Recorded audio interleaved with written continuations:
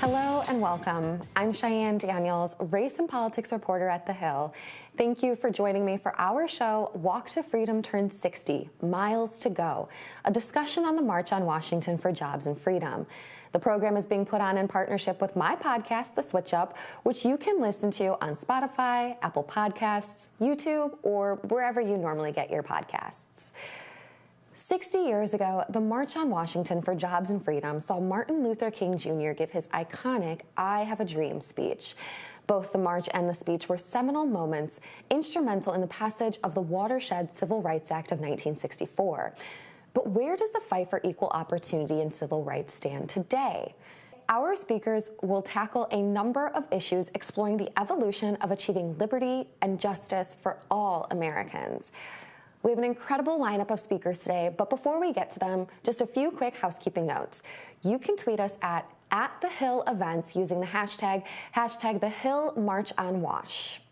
My first guests are Martin Luther King III, chairman of the Drum Major Institute, and his wife, Andrea Waters King, the president of the Drum Major Institute, a social justice organization.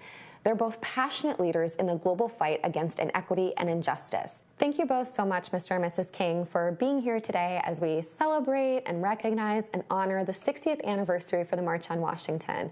It's incredible that we are 60 years out from the march, such a defining moment in our history. How are you feeling in this moment as you reflect on the past 60 years of work for racial, economic, and social justice? Well, I'll start by saying, first of all, thank you for the opportunity. I would like to start by saying I would have hoped we were further along than we are, which does not mean that we've not seen some progress over 60 years in relationship to the vision that my father enumerated of freedom and justice and equality for all humankind. But I can't imagine that he would have envisioned necessarily that in 2023, that our nation would be at loggerheads in relationship to fighting to protect and preserve democracy, fighting to expand the right to vote, to make it easier to vote as opposed to making it harder to vote, as some states have done, fighting to regain the right to choose, fighting just for people to have basic rights, the LGBTQIA community, and the list goes on and on. Now, the positive is that there are young people coming behind us who are determined and focused on getting our nation to a better place. We've got to reintroduce civility into the political space. That has been temporarily lost. It is not gone. So I think my mother and father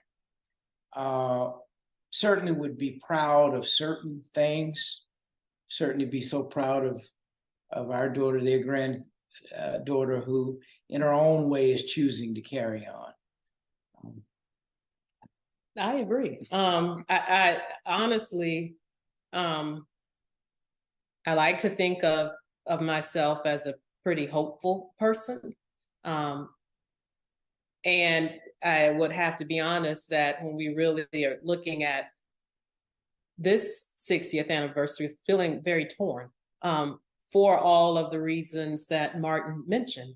And to add on to what he said, about, our daughter, who is the only grandchild of Martin Luther King Jr. and Coretta Scott King, when you think about that, she and her peers are literally sitting with fewer rights than the day that they were born.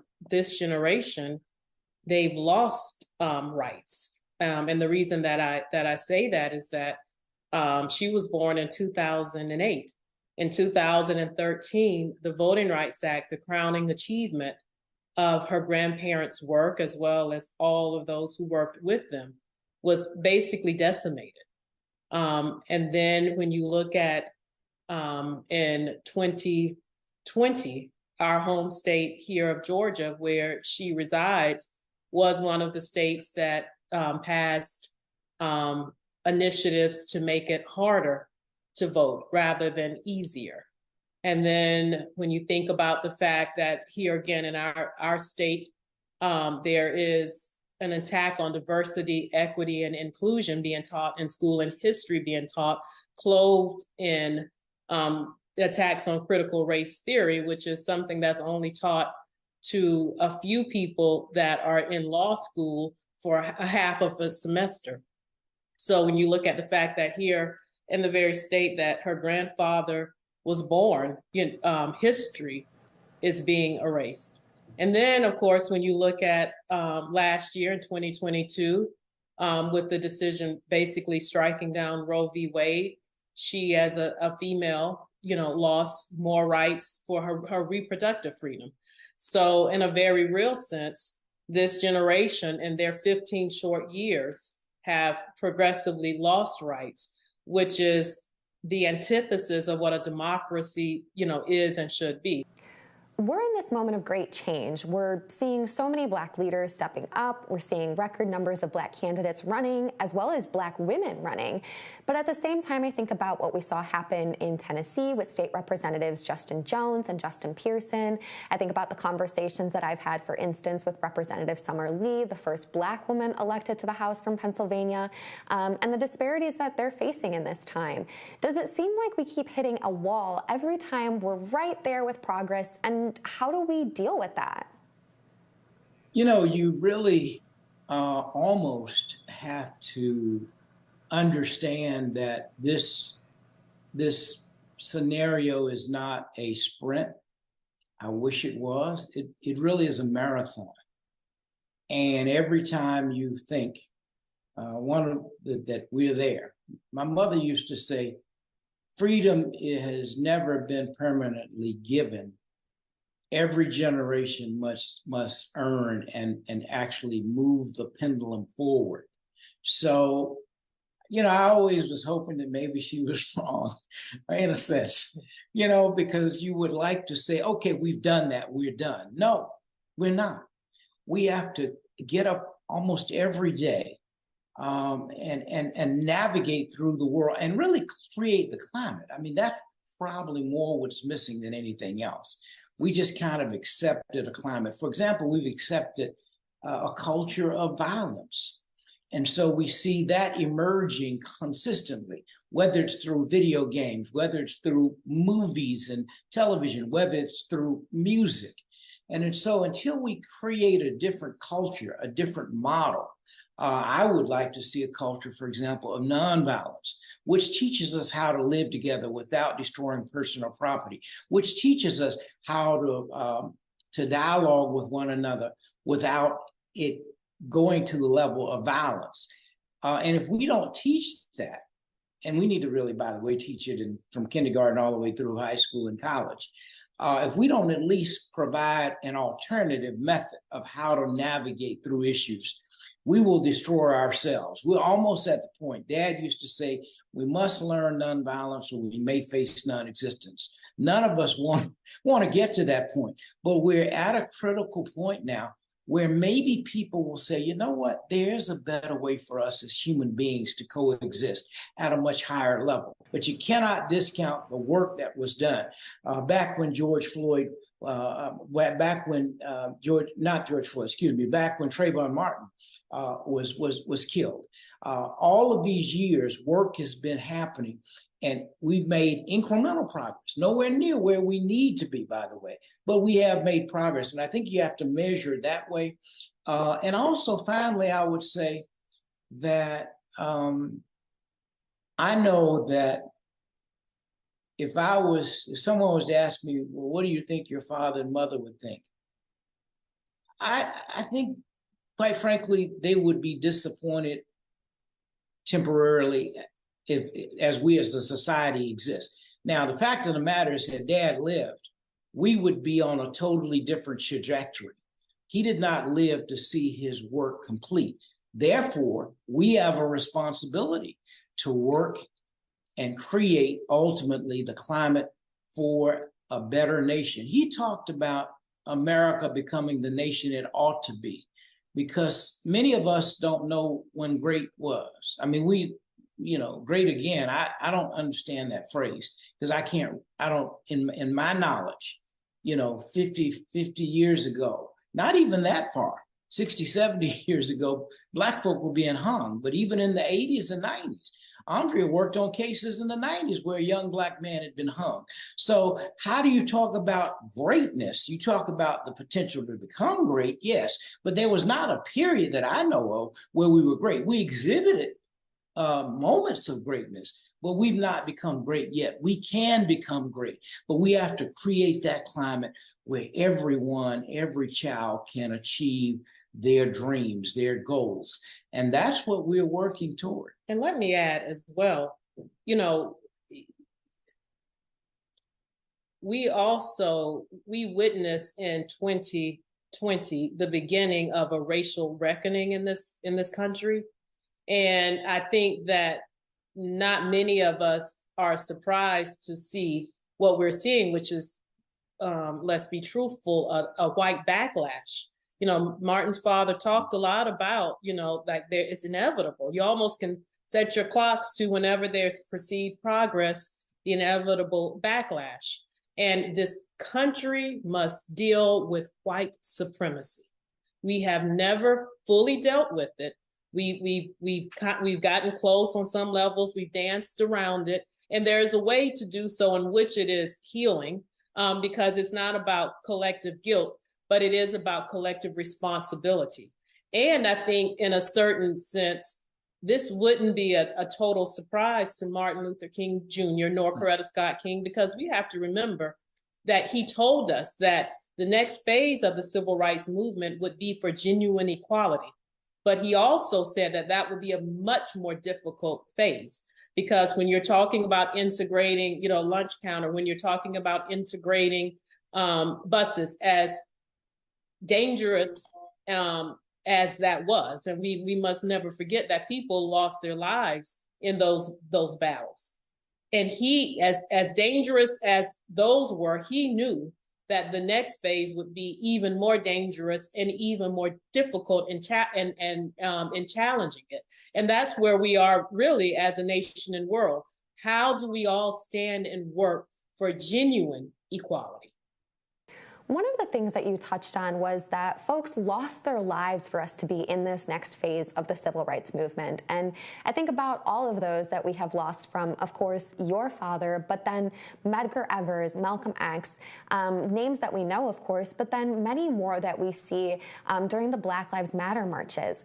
What do you think causes this loss of life when we see this progress? Is it fear, or is it as simple as labeling it white supremacy? Well, ultimately, I do think that we are in a period of transition, and we are literally midwifing or birthing a new way of being. And sometimes, in fact, most times, childbirth, a birthing process, as beautiful as it is messy and it's painful. And so the thing, again, as Martin said, that gives me hope. If we were seeing all of these things happening and no one standing up or no one standing together, I would be even more concerned. But the fact that you are seeing in a vast coalition, people standing up, standing together and saying, no, this is not what democracy is about. No, we will not, accept this. That is what ultimately gives me hope. And I think back a lot to the words of Gandhi, frankly, when he talked about when the times that he is, and I'm paraphrasing, but, the times when he feels a little bit hopeless or when he, gets concerned, that he looks back through history and he says that no matter what it looked like, the tyrants and hate never won. He said, and he even emphasized it. Think about that. Never, no matter what it looked like. No matter, when you're in the midst of something, it looked like hate and tyranny was winning. And certainly there's rising tides of hate, but in the end, it has never won. If you're looking at this country, whether you're looking at India, whether you're looking at Europe, whether you're looking at Africa, when you're looking at, South Africa, it has never, well, if it had one, then we would still be back during being enslaved. When you think about the civil rights movement, when you think about human rights movement, when you think about the movement in the 70s and 80s, when our gay and lesbian sisters and brothers were, saying, look, treat us, see us, treat us, love us. When you're looking at women's rights, it, always, this country, human existence is for expansion and fuller expression. And that has always won in the end. However, it has always won when people come together and demand it so. And so, and I might only add a small point, which is, yes, it probably for some is fear. When people are afraid, they're easily controlled, they're easily manipulated. And it has been programmed, this fear against different points of view. And again, that's why I said that, we've allowed a culture of violence and not chosen a culture of nonviolence, which humankind must do if humankind wants to survive. We've seen this movie before. All the civilizations that embraced fear, ultimately, which people said were great civilizations, they don't exist anymore. We as a civilization must become better if we're going to become bigger, or we could have that same fate. Now, that's not something we want to think about. We're going to see a coalition this Saturday, August 26th, a sort of rededication to this movement, to fighting these three evils. Are there moments over the years, though, where you have felt that connection back to the very first March on Washington 60 years ago? Well, first of all, let me say this. There was a lot of optimism that has been shared coming right off after the march, because it was the first time in the largest civil human rights demonstration ever. And, it was integrated, it was labor, it was religious leaders. And so people felt really, really good.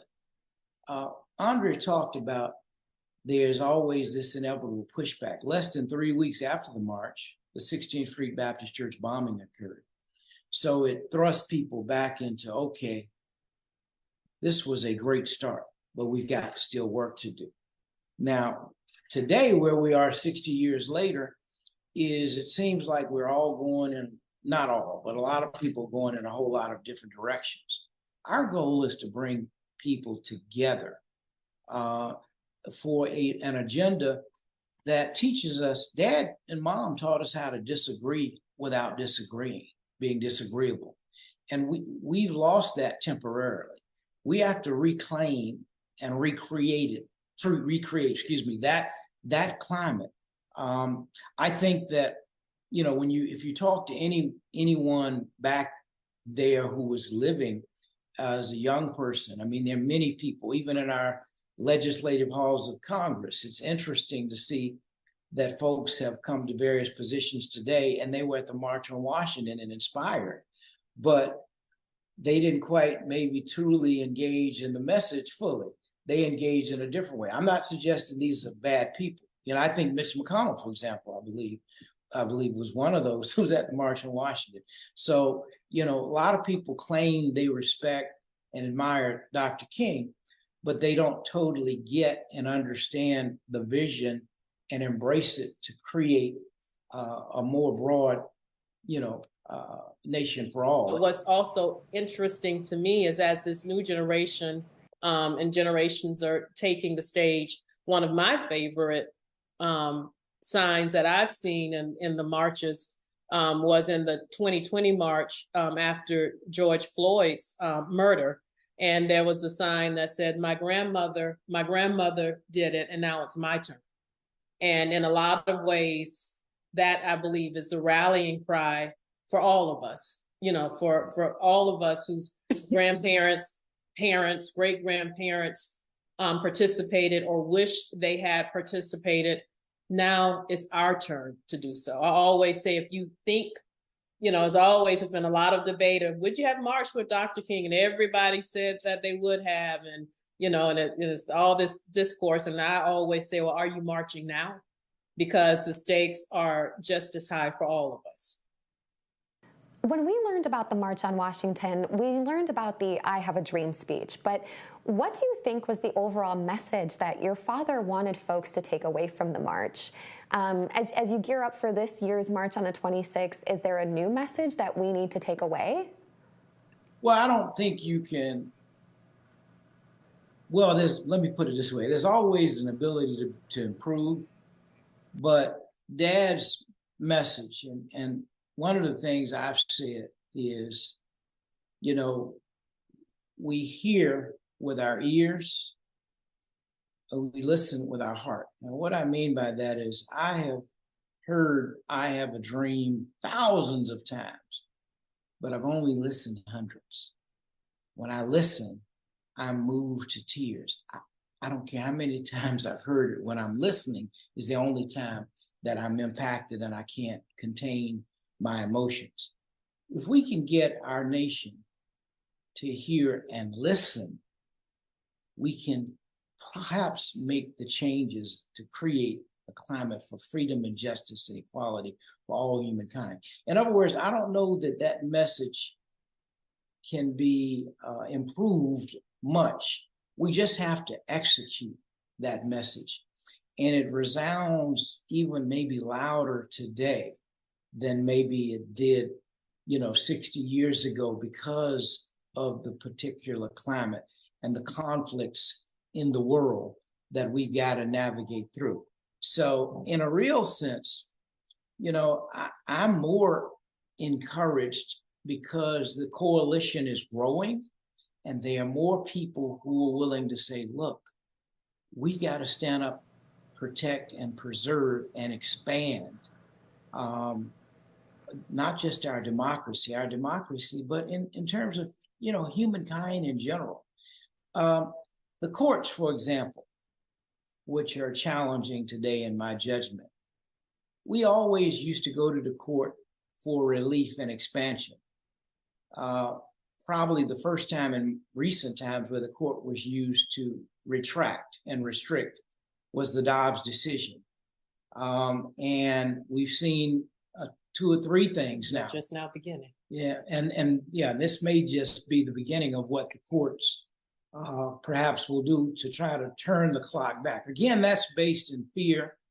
It's not just conservatism, because there are a lot of people who have conservative views and are conservative, but it doesn't have to be conservative and restrictive and push backward. We can still move forward as opposed to going backward. And that's, I think, what we have to do. It's creating the right climate. It's maybe even looking at expanding the courts. I mean, that's something, we haven't done that in over 100 years. When the courts were last expanded, we had about 40 million people. Now we've got 300 plus million people, and we still have the same number of justices at the Supreme level that we've had for all those years. So we need to at least be having dialogue on these issues, talking about an expansion. And that's part of this whole process. It really is dialogue, constructive, not destructive, but constructive dialogue. When I think back to the theme of this year's march, I think back to the Old Testament and the passage of "Here comes that dreamer, come let's slay him, and then we shall see what becomes of his dream." And I feel that we have a moment at August 26th to show the world what can become of his dream. If you remember the refrain, "I have a dream," I think that the theme for this march is "I am the dream."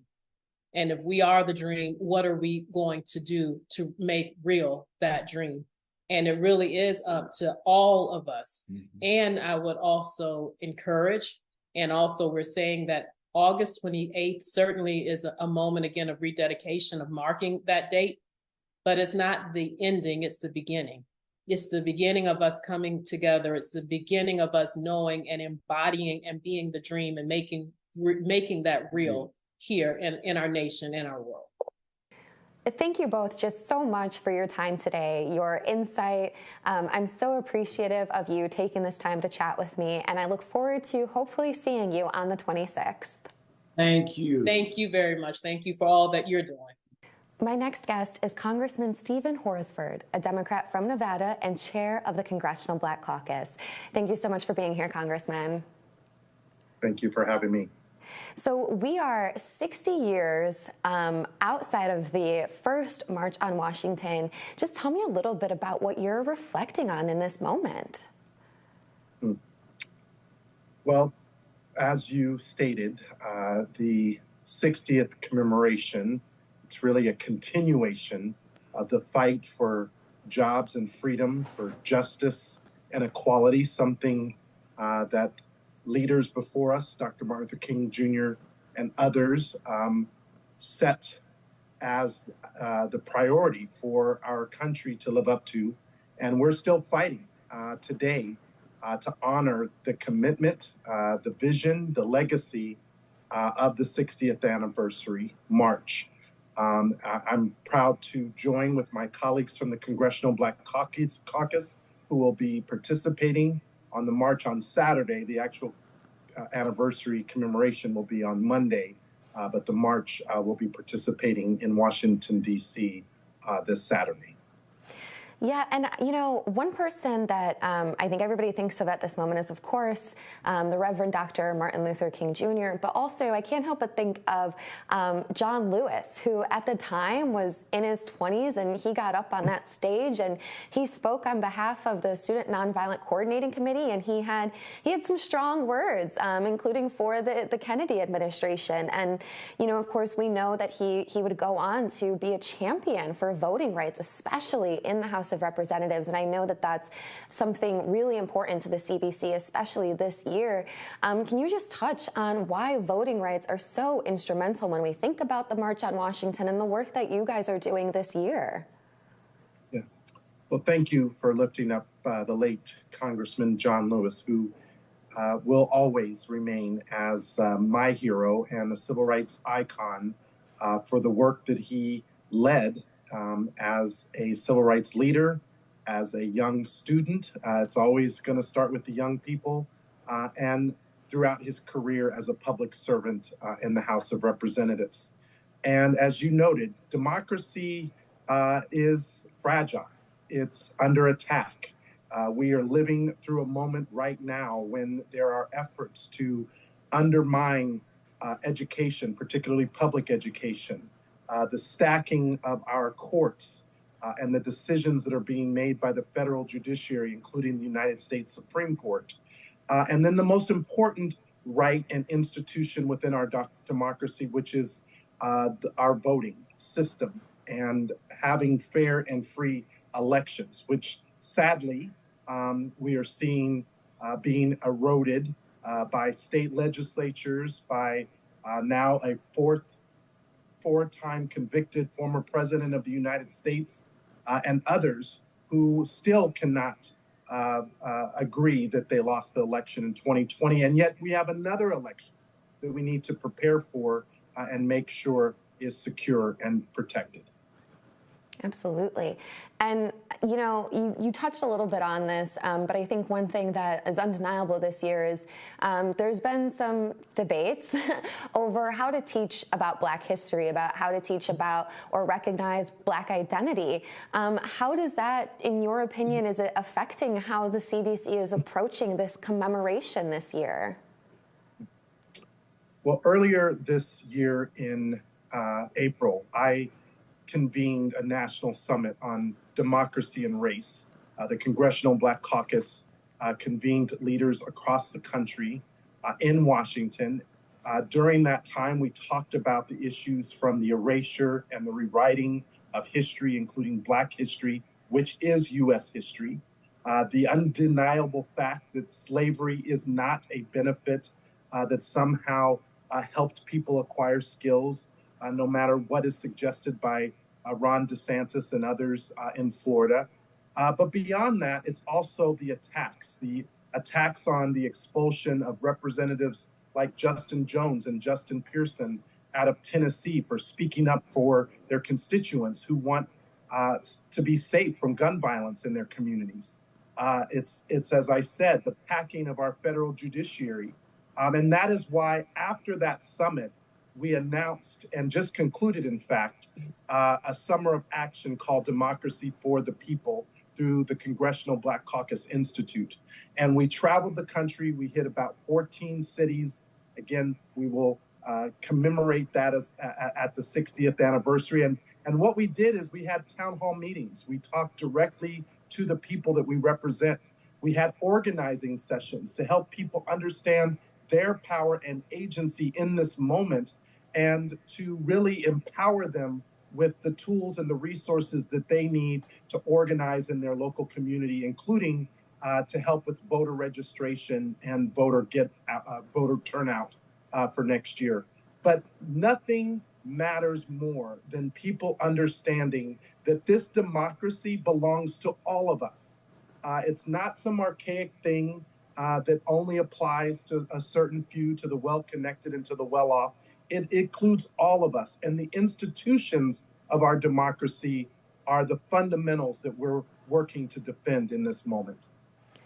Yeah, and that kind of makes me think, you know, when we talk about the March on Washington, or when many of us learn about it in school, of course we hear about the I Have a Dream speech, you know, this seminal speech that was so important, but we often focus on that line about, you know, I have a dream, my children, you know, judged on the content of their character, not the color of their skin.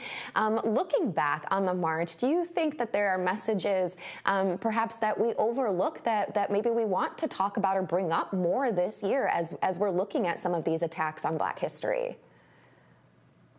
Well, I think a big part of what the march was 60 years ago and what it still remains today as priorities are around jobs. It's around economic opportunity. It's around fair and safe and secure housing. It's around wealth building in our communities so that there really is economic opportunity and prosperity that, again, is not just limited to the very few, but is elimination of race-based preferences in affirmative action. We now have to do more to ensure that young people and parents alike know that education at this moment is critically important. And institutions like historically Black colleges and universities and minority-serving institutions have to be supported and funded so that those opportunities are available to everyone. Yeah, and as you just mentioned, with the original March on Washington, you know, it was called March on Washington for Jobs and Freedom. I'm curious, how do we compare the two? How did those two link together? How do jobs influence freedom or freedom influence jobs when we think about that? Well, I just participated in a forum with leaders called the Black Economic Forum with the Executive Leadership Conference and other organizations, including the Black Economic Alliance. And I want to say this very clearly. You know, my job is to represent the Congressional Black Caucus, and we believe that when we uplift Black people, we uplift everybody. And that's something that Dr. King and others believed as well. We need economic policies in this country that help lift everyone out, and specifically Black people who, because of systemic racism, from enslavement to Jim Crow era policies to the mass incarceration of Black people to this day, we are still working to dismantle these institutions that have not provided equity and opportunity for everyone. That includes jobs. That includes the freedom for women to make their own healthcare decisions and young people to be able to live in communities free from gun violence and where climate is actually a priority, not just a talking point in a debate. So these are the things that we're still working on and fighting for. It's what the Congressional Black Caucus stands for as the conscience of the Congress. And while there may be people on the other side that are more focused on special interest, we're focused on putting people over politics. And so going off of that, then, you know, we've been in this fight since Africans were brought here as enslaved peoples. So looking at that, thinking about that, that was hundreds of years ago at this point. We're now 60 years outside of the March on Washington, which was 100 years after the Emancipation Proclamation. What words of advice or encouragement could you give, particularly when we're looking at young folks who are coming up now, not just in the streets and advocating, but also to the ballot box? Thanks, Cheyanne. It's such an important question. And, I did have the honor of joining Leader Jeffries earlier this year to go to Ghana as part of his first international trip as the leader in the House Democratic Party and caucus. And we visited the slave dungeons and sat at the steps of the door of no return. And so to suggest somehow we have not made progress, I reject that notion. I know we have. We've elected President Barack Obama. We have Justice Ketanji Brown Jackson. Families are free to live largely where they want, and there are opportunities in education. But what we're fighting for is something bigger. It's not a floor. We're fighting for an opportunity for people to be able to live freely, to build legacy, to have wealth, to be able to pass down things to their children and their children's children. And that's simply what Black people want, like anyone else. So yes, it is about jobs, it's about freedom, and it's about the cornerstones of what produce a quality life. That is what Martin Luther King Jr. Fought for, spoke about, marched for, and it's why we are still continuing that march. I want to commend Dr. Martin Luther King III, as well as the Reverend Al Sharpton, who are organizing this year's march. The Congressional Black Caucus stands as partners with them and other organizations. And this is a moment where all of us can do something to participate, to use our power, to encourage others to be involved in our democracy, to get out and vote, and to hold up this nation to live up to its ideals. Absolutely. Congressman, thank you so much for your time and for your passion on this topic. We really appreciate you joining us today. Look forward to seeing everybody at the march. Take care. Joining me now is Mr. Cortland Cox, chairperson of the SNCC Legacy Project, as well as Mr. Derek Johnson, CEO and president of the NAACP. Gentlemen, thank you both so much for joining me today. We are here to talk about the 60th anniversary of the March on Washington. So I want to start off. We are 60 years outside of when this march first took place. Talk to me first, Mr. Johnson, about where you think the progress has been since the first march to where we are today. Well, we've made tremendous progress in the last 60 years, although there's a lot of work still to get done. The path to freedom isn't a straight line. It's a pendulum that swings back and forward. And so because of the many individuals who gathered in 1963, but more importantly, the individuals who worked in local communities across the South, across the Northern territories that prevented equal protection under the law, that's the real deal. Because the march is a gathering to highlight what was taking place, but the real work was in communities across the country. Mr. Cox, I understand you attended the march 60 years ago. Can you tell us what that moment was like? What do you remember? It's like correction. I was one of the organizers of the march. One of the organizers. Yeah, and one of the things that is important is it's the March on Washington for Jobs and Freedom. So that you had two issues there, both jobs and freedoms. As President Johnson said, on the issue of dealing with the roadblocks of race, because we were stymied across the board, whether we're talking about education, housing, being in office, political office, we've made tremendous gains in that game. What we have not done is the first part, jobs. And the question of what we're now having is a situation in the Black community, African American community, where in fact you have a class of people who are billionaires, millionaires, and even thousandaires. Some like me, 100 but in fact, there are lots of people who don't have Medicaid, lots of people who don't have food stamps. There are lots of people who don't have the kind of things that deal with the economic realities that they had to deal with. So as I look at the March on Washington, I think one part of it, in terms of ending the kinds of roadblocks that we had, have been eliminated.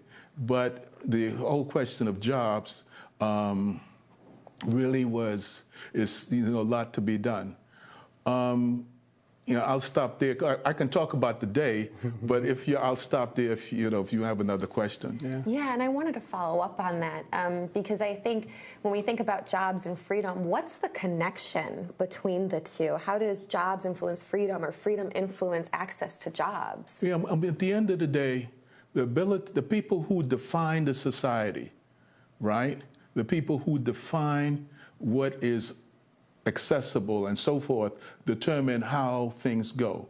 So my sense is, as we talk about freedom, I think really about politics, the ability to enter institutions and offices that creates various kinds of opportunities on the economic front. So when you look at what's happening in America today, the people politics is really about expression of economic interests. That's why people put so much money who are at the top into politics.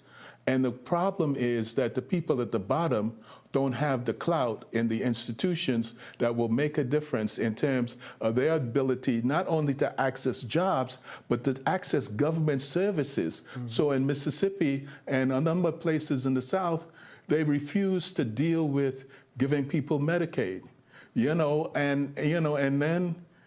So there is a connection, but you had to get the first one first. You had to have the barriers ended, the political barriers in particular, in order to begin to deal with the economic issues.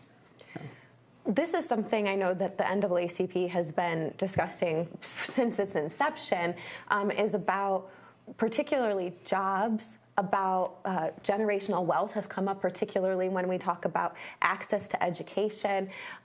Looking at this moment, we can see that these things haven't been fully addressed. So 60 years later from the original March on Washington, where do we go? Where do we keep pushing, or how do we keep finding new ways to call for this accessibility, this equity, this equality? So to be clear, the March on Washington 60 years ago was the stopping point between the work, but the work has been going on for centuries. The very reason why Africans were brought here was to exploit them for cheap and or free labor, dominating most of productions. When you look at the movement for human dignity, you're talking about a three-legged stool. Stool one, in a democracy, your vote is your currency. Our access to the ballot box, being able to operate as full citizens. African Americans in this country, we fought in every war. We prevented the breakup of the Union by defeating the Confederacy. No one saved us. We fought for liberation. As a result, we got 13th, 14th, and 15th Amendment. So that first leg of that stool is about access to the ballot box, what Corlin was just talking about, and the vote and the power of the vote.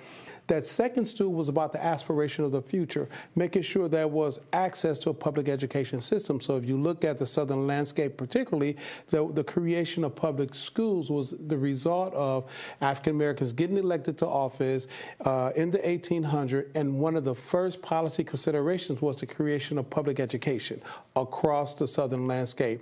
And then the third leg is the ability to negotiate for one's labor and skill, whether individually or collectively.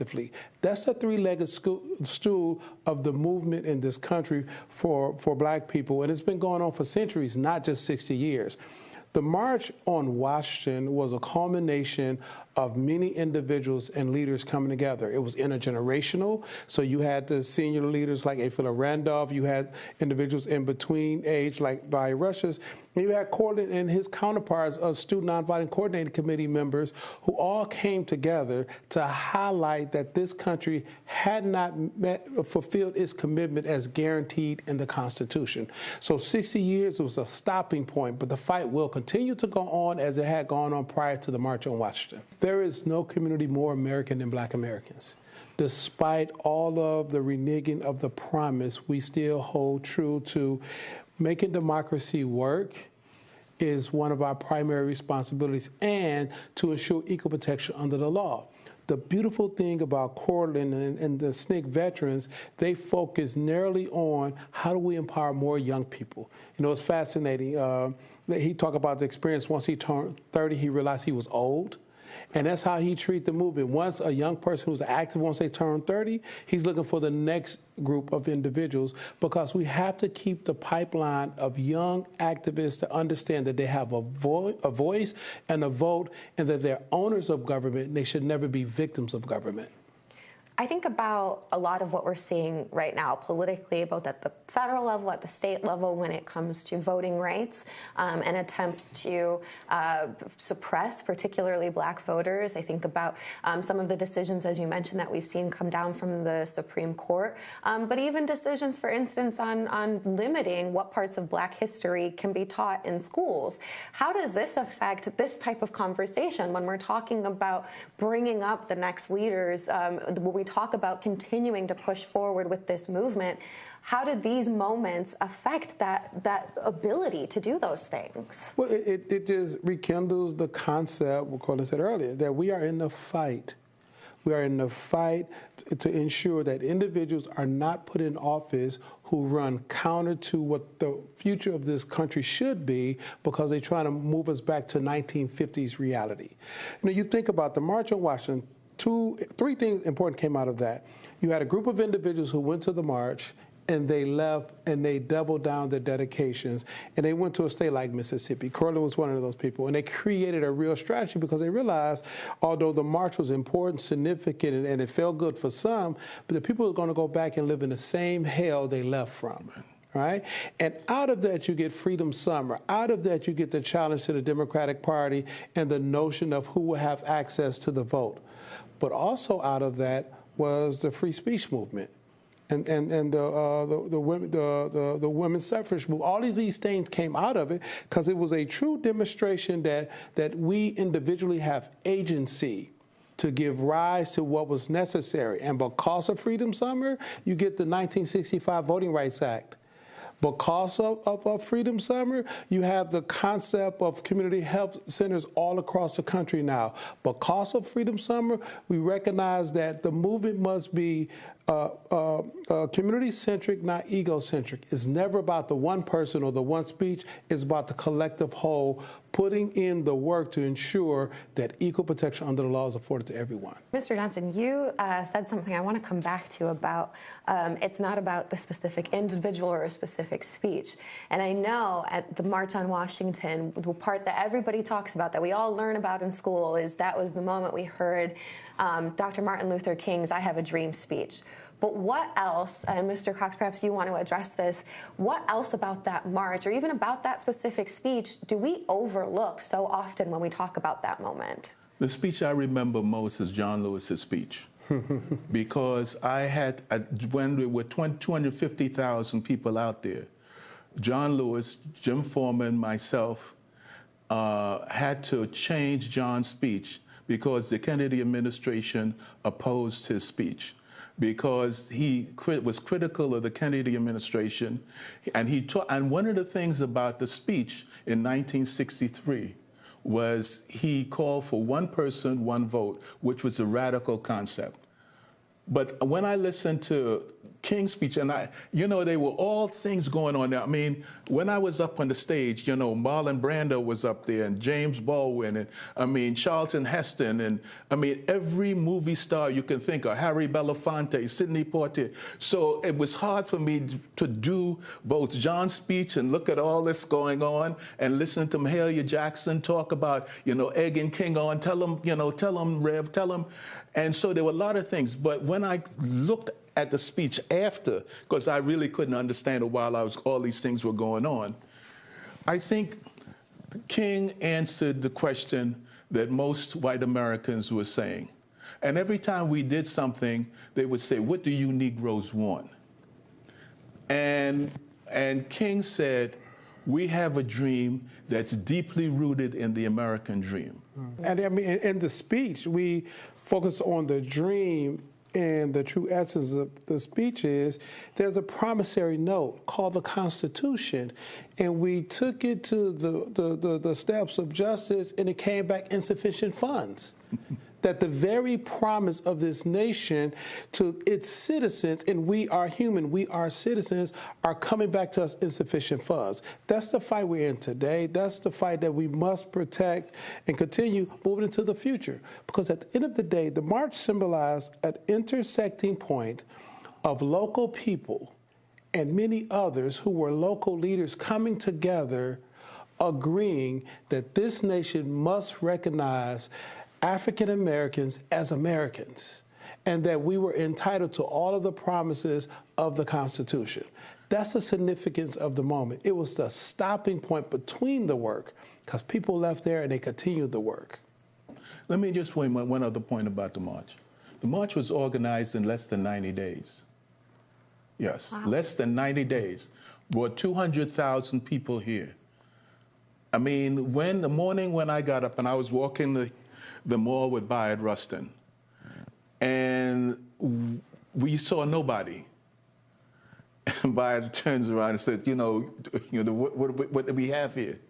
And the problem was there were so many people coming in at the same time, the highways were clogged up. Nobody could get into town. And all of a sudden, all thousands and thousands, but less than 90 days. And the reason we were able to do it in less than 90 days, I think, was the work of the NAACP and the kind of magnet it was, because in the 50s, it was a criminal act to have an NAACP card in the Mississippi. And black people, that subterfuge, all that energy was there. So you were able to bring that energy together in 90 days. It took less than 90 days to put that march together. It's incredible. Absolutely incredible. Talk to me a little bit about what that organizing was like, because I'm trying to imagine in my brain, because as you mentioned, I mean, it wasn't just one person. You got Sidney Poitier up there with y'all. You got John Lewis. I mean look, you have, so the key, and you had all the politics. A lot of people have, and Derek mentioned this earlier, A. Philip Randolph was, his name is not mentioned now but he was a towering figure. Mm-hmm. He was, he towered over everybody because he had the Brotherhood of Sleeping Car Porters. And that it was his dream that they wanted to do the first march in 1941. That's right. And, to end segregation in the military. And then he was, Randolph was, they did the executive order desegregating the military, so that march did not happen. So it was 20 years later that this happened. And you've got not only that, it was a coalition. You had the NAACP, the Urban League, SCLC, SNCC, and CORE in terms of civil rights, but then you had the Catholic Church, mm-hmm. then you had the Jewish community, mm-hmm. and then you had the Christian people. The only big thing that was missing, there were no women organizations, they were all kind of men kind of thing. And so you had people and labor was very big. Mm-hmm. So you had a group of people who could come together quickly. But then the question of transportation was huge. We had to, because it was very difficult to get the transportation, because one of the things I had to do was bring people from the South. And I had a big idea of having a freedom train.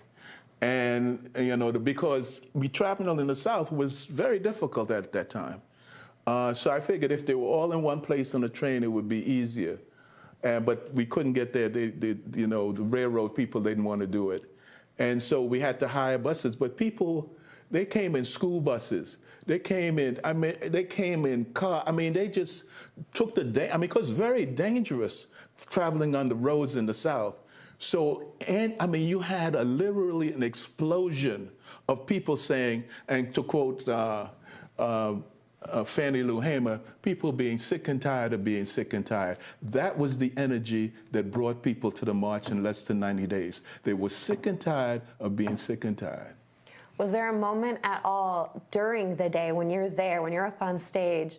Because as you mentioned, it wasn't safe for some of these people to come up. But were you worried actually at the march, standing there in the shadow of the memorial? Was there any concern then?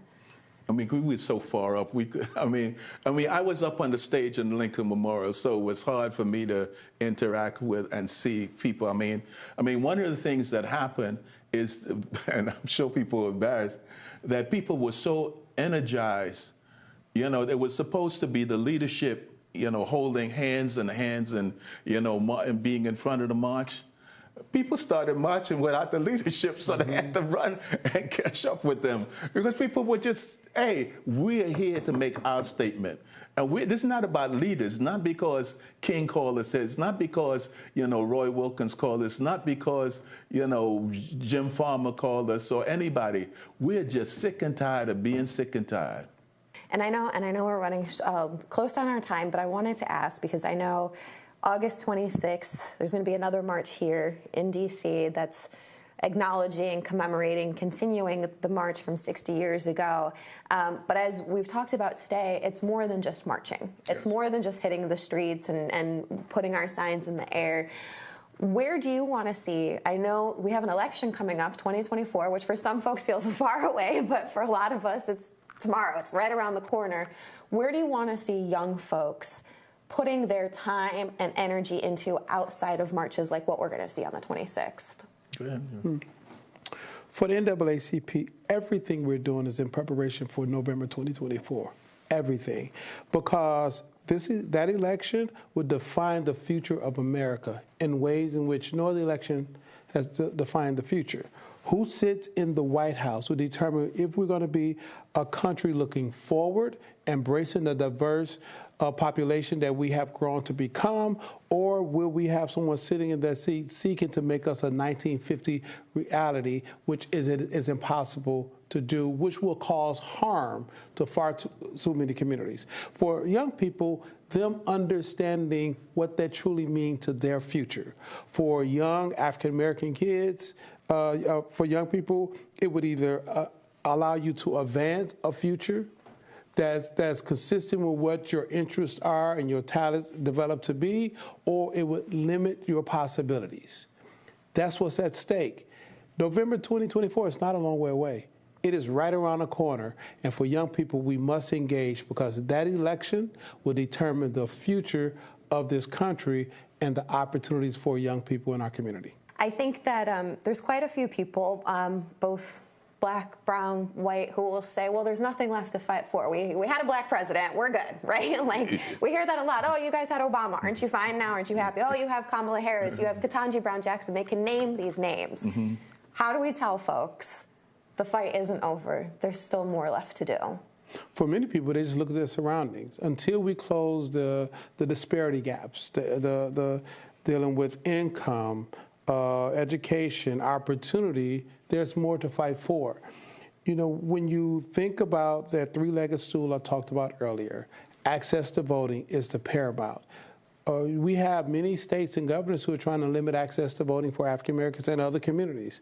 When you think about that second leg, quality education for all children, you have far too many young people being born in zip codes that would permanently lock them out of the exposure of a quality education. And the ability to negotiate for one's skill, labor, individually or collectively, we are seeing strikes bubble up, whether it's the writer's guild or the actors or many others, because people are not being paid their fair wage. Now, you have the billionaire class making tons of money, and yet you have far too many individuals who are hard-pressed to make a livable wage. That's what the reality is, and that's what the fight is about. Those three legs, and everything else germinate from there. Yeah, and I would remind people the March in Washington was for jobs and freedom. And one of the things that, even though a number of the racial barriers are gone, we see even outside our community, UPS people talking about, you know, the wages and the relationship. You're talking about American Airlines. I know people in Delta Airlines. You know, we're talking about the Screenwriters Guild. So the question, the economic question, is the fundamental question. And to me, the question of who gets involved and who shares is something that is really going to, as was said, ongoing. And we not only see it in our communities, we see it across America. Because as we now say, we have billionaires who think that America is their plaything, and the Supreme Court is their plaything, and so forth. So therefore, we need to understand that those of us who are not in that class and those of us who have to live in America have to be the people who are going to make the difference. Yeah. Absolutely. Mr. Derek Johnson, CEO and President of the NAACP, and Mr. Cortland Cox, Chairperson of the SNCC Legacy Project, thank you both so much for joining us today. You're welcome. Governor Westmore, thank you so much for being here today. Appreciate this. Congratulations. Thank you. So we are 60 years outside of the March on Washington for Jobs and Freedom. And I can't help but think about the progress that we've made when I think about, obviously, we saw the Civil Rights Act, 1964. We saw end of Jim Crow legally. We saw Barack Obama. Now we have Kamala Harris, Ketanji Brown Jackson. We have you. Let's talk a little bit about some of the progress that we've made and how you've seen it, or how you picture this progress over the past 60 years. I remember the morning of our inauguration, where I was very, very intentional about how I wanted that day to play out, where we actually started the day down at the Annapolis docks. And we started the day down at the Annapolis docks because while it's beautiful, it's also one of the oldest slave ports in the United States of America. And we started the day by doing a wreath laying ceremony down there. And then I, along with my lieutenant governor and my family, and a couple hundred other people, we marched from the docks to the State House. A State House that is one of the oldest, that is the oldest operating state house in the country, that was built by enslaved people. And it was there that I was sworn in as the 63rd governor of the state of Maryland. And I wanted to do it because there is a power in understanding the journey. And there is a power in understanding that progress has been made. It's been uneven. It's been choppy, and it's been painful progress. But it's been progress, and earned progress. I think the thing we also wanted to remind people and remember is that the progress cannot be also seen in individuals and seats and that type of thing, where I was, yes, being sworn in as the first African-American governor in the history of the state of Maryland, and only the third African-American governor elected in the history of the United States. But I was also very clear, but that's not the assignment, right? The assignment wasn't getting to the state house and being elected governor. The assignment wasn't making history. The assignment is the work that you can do once you're in the seat.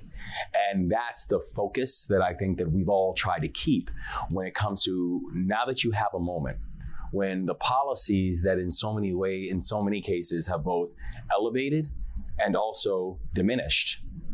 How, when you actually have a chance to be in the seat, can you be very intentional about creating policies that can create long-term and sustainable economic growth? Yeah, and I want to touch on that briefly, that history of Maryland that you mentioned, because we know that there has been, in some ways, a bit of a brutal history with Black Americans in Maryland. And then, as you mentioned, you were the third Black governor, only ever elected, the first in Maryland. What does that say about particularly the course of Maryland on this charting toward progress? Yeah. I mean, I think about, for our state, I mean, Maryland is the home of Thurgood Marshall and Cab Calloway and Frederick Douglass and Harriet Tubman. And it's also the home of redlining. It's also the home of discriminatory housing and transportation policies that have been some of the greatest wealth thefts that we have seen within our society. It's also, it's also the home of Antietam and some of the bloodiest battles of the Civil War. Our history is complicated. And it's a complicated history of a state and a complicated country when it comes to the issue of race relations and economic growth. The thing that I also know, and why I feel that sense of power, is, inside my office, there's a picture of, I keep a picture of Frederick Douglass. and I position it specifically in my office where it actually looks like he's looking down at my desk. And I do it because as I'm sitting on my desk, I will look up at the picture and think about the decisions that I'm making. And it's almost like what would he say about this moment? What would he say about the decisions that I'm about to make? And I think us being able to understand the shoulders that we're standing on, us being able to understand the moment that we find ourselves in, and us being able to understand that it's not just that history is judging us right now. The future is judging us. And is really thinking about, are we actually capturing a moment and making each and every day matter in the way that those who came before us did?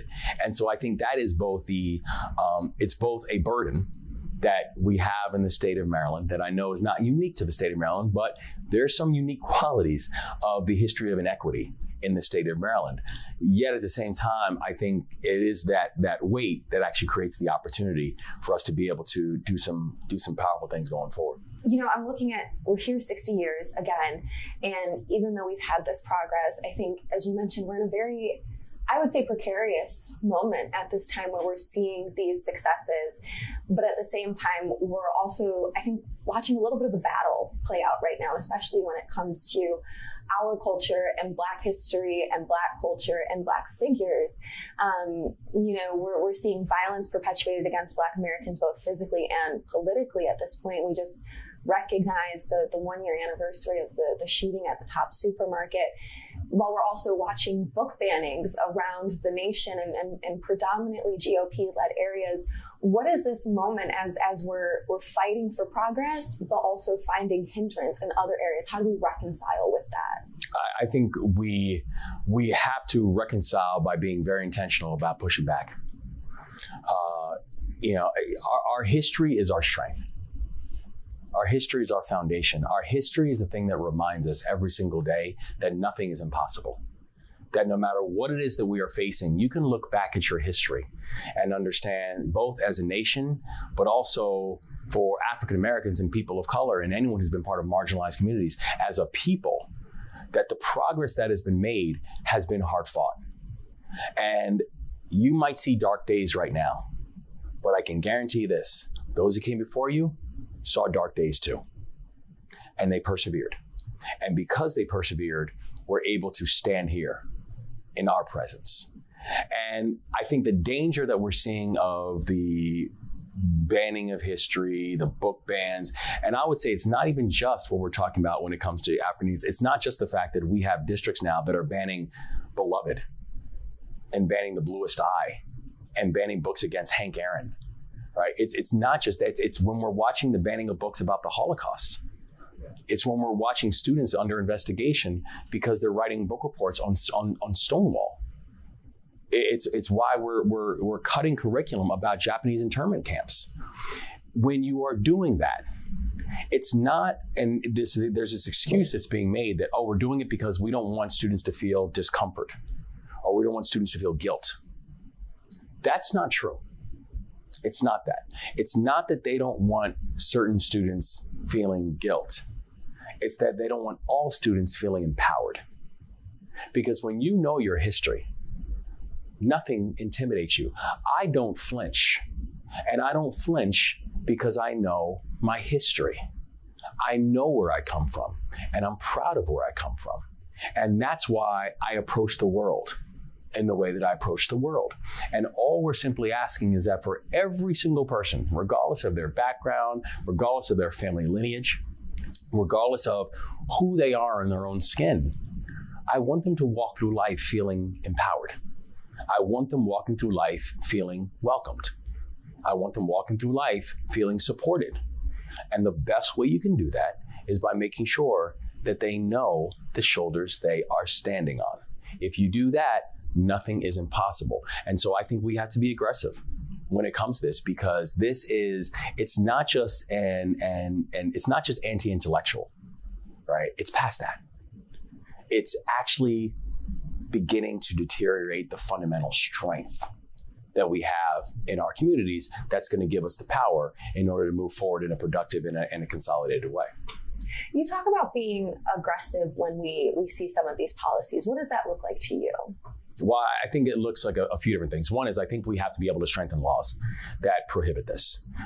It's the reason that we, are not only looking at laws about things we can do to ban, this idea of book banning and censoring of history, but it's also the reason why I joined up with 8 other governors and went to the publishers and said, we need you all to push back against this as well. These publishers who are now in battles with elected officials about what of their content and what of their curriculum can people actually read, process, understand, and learn. The second, though, piece is I think we need to make bigotry expensive.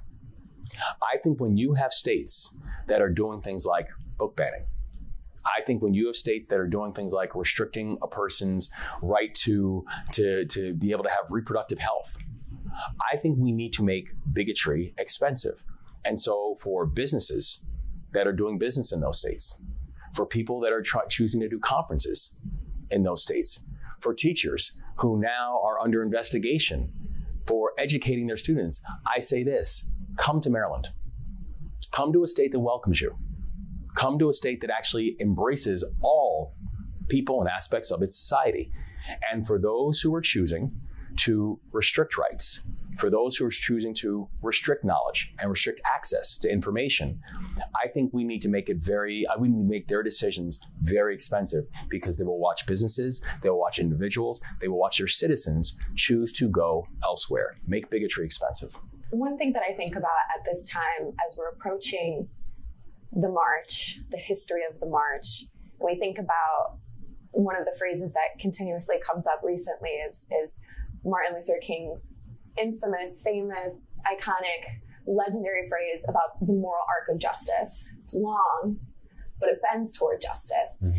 And where we are right now, what words, I know you recently spoke at Morehouse, what words would you give students right now as they're on that bend, trying to push toward that justice that we heard MLK speak of? I would say the moral arc does bend towards justice, but not because of inevitability. It's because of courage. It doesn't do it because of gravity. It doesn't do it because a next generation moves on. It does it because of courage. And that's the only thing it's ever done.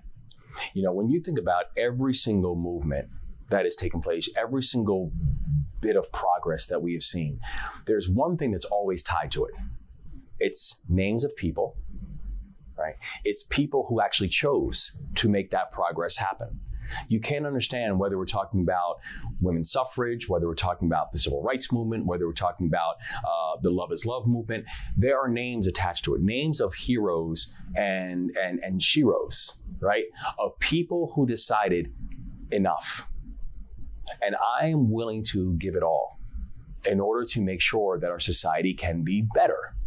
And so I think that we do, and we historically have seen this moral arc bend towards justice, but it really is because people have been pulling it that way, and not because people were waiting for it to turn. Because when we see people who just sit there and wait for history to happen, history has a very dangerous way of turning in a different type of direction.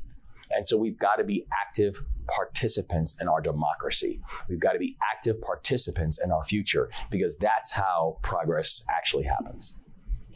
We're in a moment. We have always been in a moment, and those moments lead to movements. Where is this movement for civil rights right now in your mind? I think the movement for civil rights is really focusing and needs to focus on economics. We set as a North Star for both our campaign and now the North Star for the Moore-Miller administration in the state of Maryland. This is about work, wages, and wealth, right? And it's about all three. It's about how do we come up with foundational and functional ways for people to have access to work, that we're actually having an education system that's training people how not just to be employees, but how to be employers, that we're creating pathways for people to be able to enter into a workforce. And we don't think that a four-year college is the only way for people to be able to do so, that we want to have real ways of job training and job reskilling for people to be able to participate in a rapidly growing and evolving economy, that we want to make sure that people are getting paid fair wages for their work. And gone should be the days when we have people who are working jobs, in some cases multiple jobs, and still living at or below a poverty line. And we need to focus on wealth, generational wealth. the ability to pass something off to your children besides debt, the ability to own more than you owe, right? This idea that we want to create an ownership society, because it's never going to simply be about how are we increasing income or addressing an income gap if you still have a massive wealth gap, because that's what's lasting, that's what's sustainable. And so I think the next phase of what we're talking about, it really is about economics. It's about pathways to work, wages, and wealth. And I think that is the next crucible. And that's something that was important to Dr. King as well. He talked about, starting the Poor People's Campaign. That's exactly right. As we wrap up here, reflecting back again to what this march was about, what it symbolized, what are you reflecting on this year as we're approaching this anniversary? I'm reflecting on not just the courage of Dr. King and the power and the fact that people oftentimes celebrate his oratory. But the amazing thing about Dr. King is he was a person who had no patience for just talk, right? That one of the greatest speakers of the century was probably also one of the most impatient. That it wasn't that he had no interest in hearing people talk about what they want to do. You actually had to go out there and do it. But I also reflect on the fact that while Dr. King is oftentimes the name that people remember, he wasn't alone. He was surrounded and he was protected, right? He was surrounded by a series of activists and leaders and family members and people in the ministry and government workers and teachers and nurses and people who all had the same common cause and who were all bought into the same common vision. And so I think, in this moment, I'm thankful for the work of Dr. King. I'm thankful for the work of many of the civil rights leaders, but I'm also thankful for the names we don't know and the people who pushed just as hard to make sure that that moral arc was actually bending in the right way. Governor Wes Moore of Maryland, thank you so much to be here reflecting on this anniversary with me today. Bless you. It's my pleasure. Thank you for your leadership. Thanks again to Governor Wes Moore of Maryland for chatting with me. And now, our final guest needs no introduction. The Reverend Al Sharpton is the founder and president of the National Action Network, or NAN. NAN has been marching and fighting for civil rights since 1991. Reverend Sharpton joined the Switch Up recently to talk about the anniversary of the march. Take a listen. Reverend, thank you so much for being here with us today. Thank you for having me. Absolutely. So I want to start off, first, we're 60 years out from when this first march took place, this March on Washington for Jobs and Freedom. What progress have we made so far, but where are we still lacking?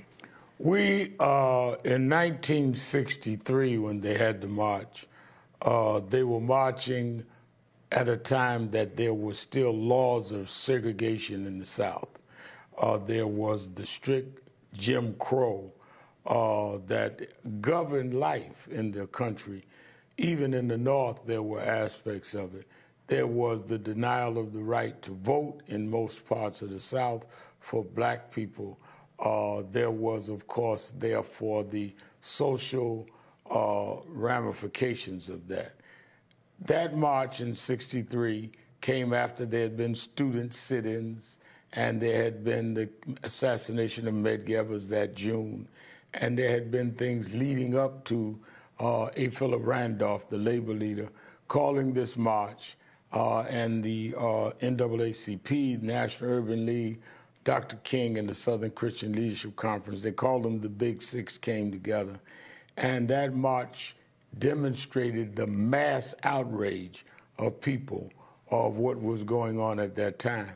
And you must remember, I think a lot of people forget, 250,000 people coming to Washington when they could not ride the front of buses above the Mason-Dixie line, when they couldn't use most restaurants along the road if you were black, where they couldn't use toilets in public places. Yet they came anyway.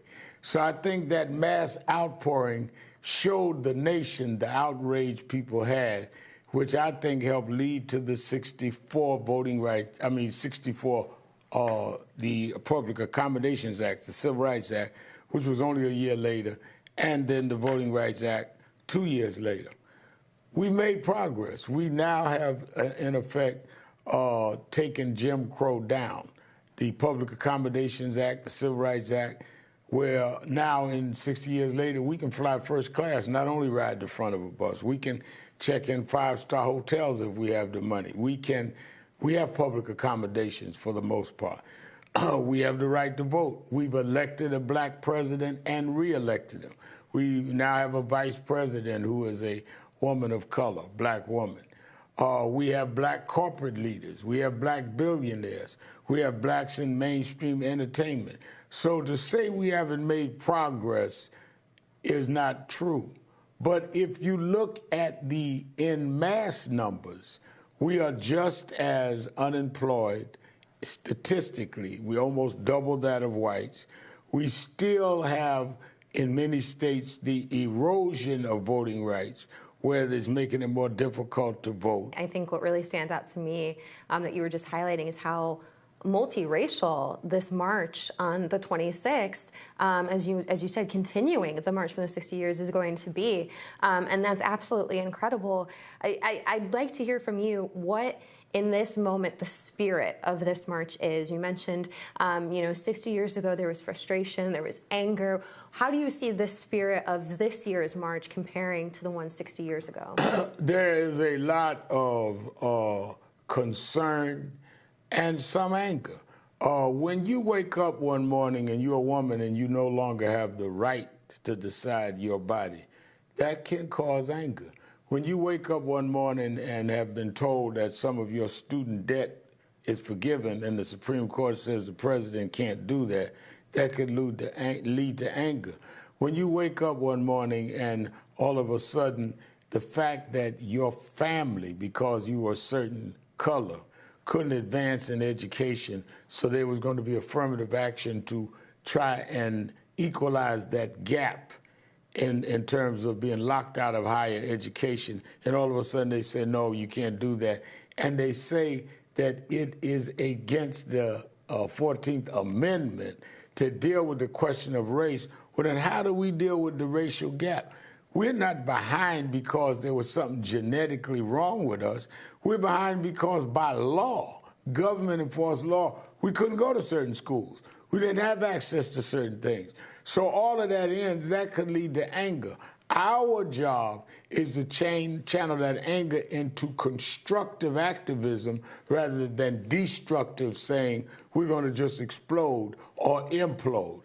No, it's about being active in a constructive way, which is why Martin and Andrea and the rest of us in National Action Network have called this march. What we're seeing right now is we're seeing some of those things. You mentioned Rosa Parks, and some of these names are being said, we can't talk about race in schools. We're not going to talk about identity. You can't talk that Rosa Parks was, arrested because of the law at that time. How does this affect the fight today for progress, but how did it affect even thinking about bringing this march together? I think so much about when I see the try to remove black history, LGBT discussions, women history. It's almost like if we shut this down, people will not understand why we need to continue to make progress. So if you have a Governor DeSantis in Florida trying to make certain laws against certain books or banning certain books in other parts of the country, then the only conclusion you could have is that blacks were just inherently inferior. So we don't only need black history for black young kids. White kids need to understand what happened, and therefore we need to do these things now. It is depriving whites of understanding how we ended up in a society that we have different needs based on different circumstances. It's not to condemn people, it is to understand people so that we can move and equalize and work together. I never thought I would see a time where people would celebrate trying to erase and edit history. And I've been able to live through some of it. I joined the civil rights movement in the North. I was not born in the South when I was 12 years old. And I lived to speak at Rosa Parks' funeral, and Aretha Franklin's, and James Brown, and Michael Jackson. So I'm looking at black history that I was able to live through. I was in South Africa when Mandela won for president, and I sat on the podium when Barack Obama was inaugurated first black president. So I feel an obligation to protect the history that even in my small part was a part of. And you're going to tell me we're not going to be able to tell those stories because that might make people uncomfortable? No, we need to tell people that despite the fact we were chattel slaves, we were able to struggle and get to a black president. That can be a glorious story, but you take the glory out of the story when you want to take the pain and the suffering out. And the whites that stood up as abolitionists with Frederick Douglass, and that 100 years later marched with Martin Luther King. Tell the whole story. Anytime you have an edited story, you underestimate the intellect and ability of American people to understand our growth. Yeah. Looking back, the March 60 years ago, you said it was March for Jobs and Freedom. What do those two ideas have to do with each other? But more than that, I think about freedom and the way people use it. What does freedom mean today when we talk about equality, when we talk about equity? Freedom then meant being able to use public accommodations, being able to get a job to feed your family. Freedom today, in many ways, represents some growth of the same thing. It means the freedom to be equal to anyone else. Education, not being banned from certain access to higher education. So let me get this right. The Supreme Court says you cannot consider race as a factor, even though until a couple of generations ago you excluded. But you can be considered with legacy. Well, why do some people have legacies at higher education? Because their family had wealth that we couldn't have, and they could give money that we couldn't give, or their family could go to schools when we couldn't. That legacy was built in segregation. That legacy was built in elimination of certain people's rights. So you combine the students in some of these high institutions that got there because of race was a factor. It wasn't the only factor because they had to have the grades and all the rest. If you took them numbers and compared it to the numbers of students that were there on legacy, the legacy would far outnumber them. Isn't it interesting that the Supreme Court didn't see anything wrong with that? And they didn't see anything wrong with race being a factor in the military. So I can go to the bunker, but I can't go to the dormitory. That is crazy. And that's why we're marching. That's what we're talking about freedom now. Jobs, we're talking about we want the same ability to be able to go and get a job fairly that we were denied and that our parents and their parents were denied. 13 state attorney generals have written letters to 100 of the top Fortune 500 companies since the Supreme Court decision a few weeks ago, saying that you can no longer consider race in diversity, DEI programs. This is already happening. This is not a maybe this will happen if we don't march. No, this has already happened, which is why we march. I think a lot about what we're seeing right now, the way that identities are being so highly politicized and these attacks that are happening at the same point. Why do you think there seems to be, for some folks, it feels like a resurgence of a lot of this hate of as you said, with the Supreme Court rolling back these rights? Now we're saying don't consider race when you mentioned not even a full generation ago, they were considering race to not hire people, not let them in schools. What's causing this sudden renewed interest in this? I think that there was this built-up resentment that people felt that they were threatened and their so-called superior position threatened them, and people played on that insecurity and just brought out what was subliminally inside. Donald Trump became the face of it, but he's not the cause of it. He brought out, there were some elements there that had never died. And I think Trump made it acceptable because he brought it to a presidential level, talking about S-hole countries and referring to people in a disparaging way and women and disabled. So Trump, in many ways, was able to mainstream what people in the 60s and 50s and 40s could only do in the margins. When I was growing up, and I remember in '64, I was still a teenager, where Barry Goldwater was the Republican nominee. In your heart, you know I'm right. He implied certain things against Lyndon Johnson, who was pro-civil rights. Donald Trump said it straight out. Donald Trump bragged about, I put the Supreme Court justices there that did this to women's right to choose, that did this to affirmative action. It's become Main Street, which is why on August 26th, we coming down Main Street to say that you can turn back the clock, but you won't turn back time. I think about the role of young people, and one of the moments that we think about with young people is thinking back on Dr. Reverend Martin Luther King Jr. in his speech talking about his children and the dream that he had for his children to be judged on the contents of their character, not the color of their skin. And I'm curious for you, that element of his speech is so constantly said in so many ways, including in the affirmative action case. We had heard supporters quote him in that.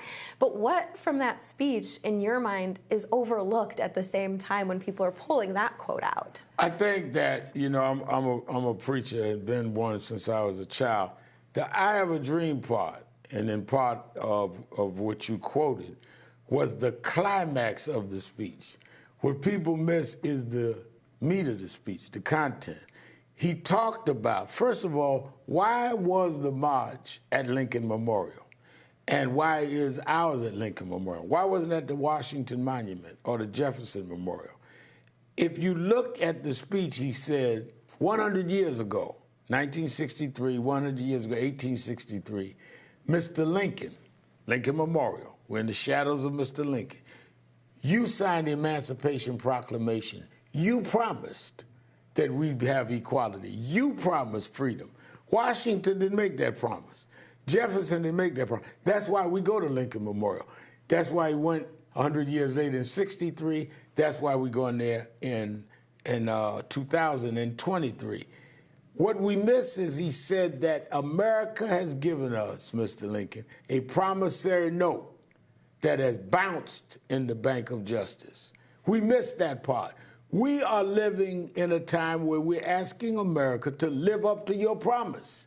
And we leave that out because to talk about that part of the speech, the bounce check, the unfulfilled promissory note, is to then have to deal with policy rather than poetry.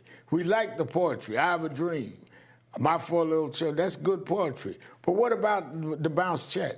What about the equality? What about the fairness? What about being able to have the same equal footing?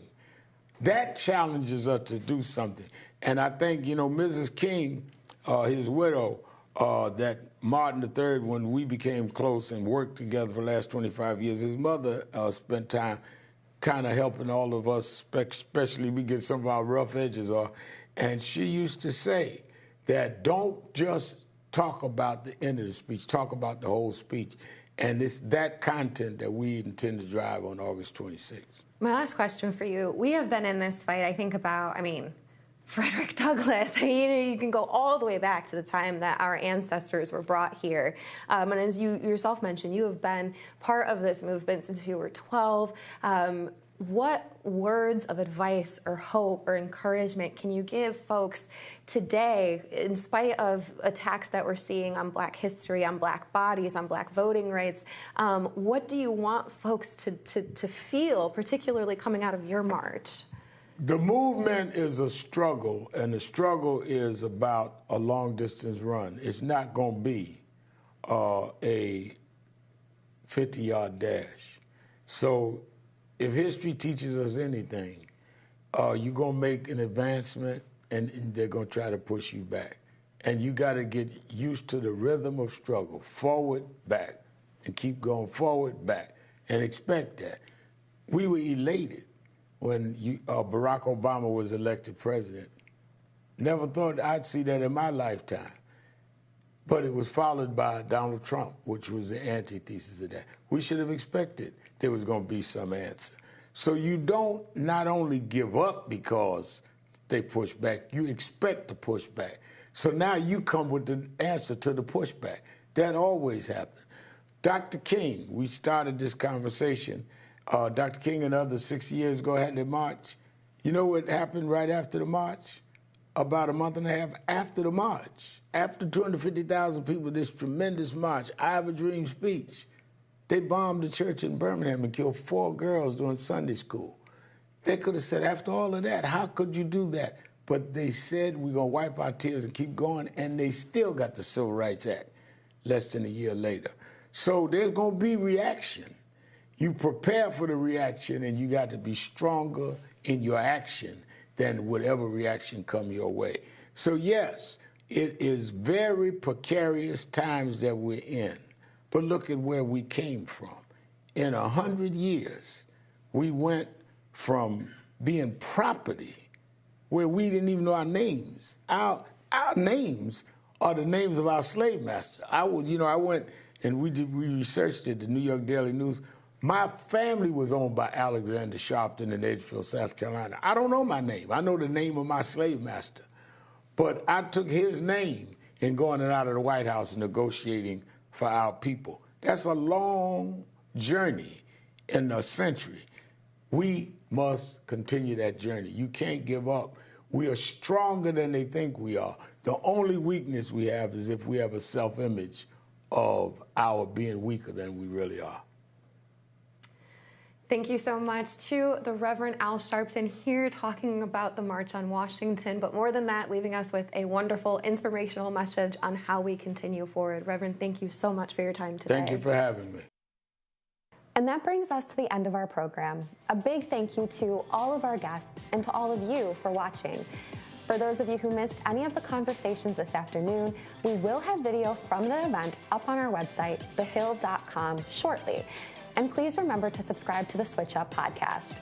Links to find the Switch Up on major podcast platforms will be in the description on this video on YouTube and on thehill.com. I'm Cheyanne Daniels. Hope you enjoyed the program and have a great rest of your day.